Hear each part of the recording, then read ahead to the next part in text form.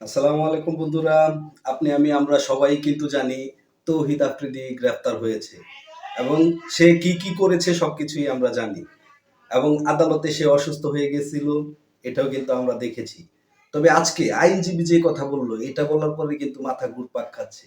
তৌহিদ আফ্রিদি ক্যান্সারে আক্রান্ত এবং সে হচ্ছে মৃত্যু শয্যায় পাঞ্জা লড়ছে, লাস্ট স্টেজে রয়েছে, লিভার এবং ক্যান্সারে ভুগছে সে। এই যে দেখুন তার আইনজীবী কি বলছে। যে তৌহিদ আফ্রিদি একজন মিডিয়া ব্যক্তিত্ব এবং শারীরিকভাবে সে অসুস্থ, সে লিভার এবং ক্যান্সারে আক্রান্ত হয়েছে।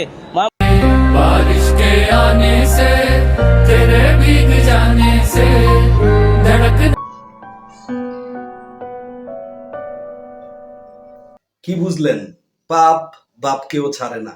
আর এটার প্রমাণ কিন্তু তৌহিদ আফ্রিদি। সে নিজে অনেকগুলা পাপ করছে হয়তো, আর এই জন্য তার অবস্থা এই অবস্থা। আহারে বেচারা, লিভার এবং ক্যান্সার হয়েছে।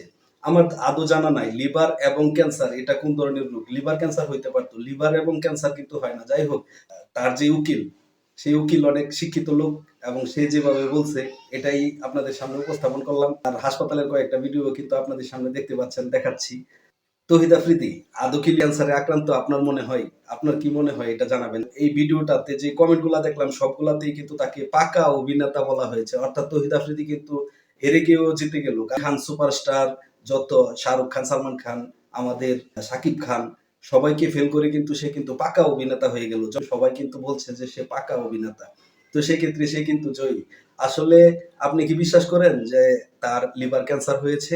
যদি এটা বিশ্বাস করেন তাহলে অবশ্যই কমেন্টে জানাবেন। যদি সত্যি সে অসুস্থ হয়ে থাকে, সবাই আল্লাহর রাস্তায় মাফ করে দিবেন।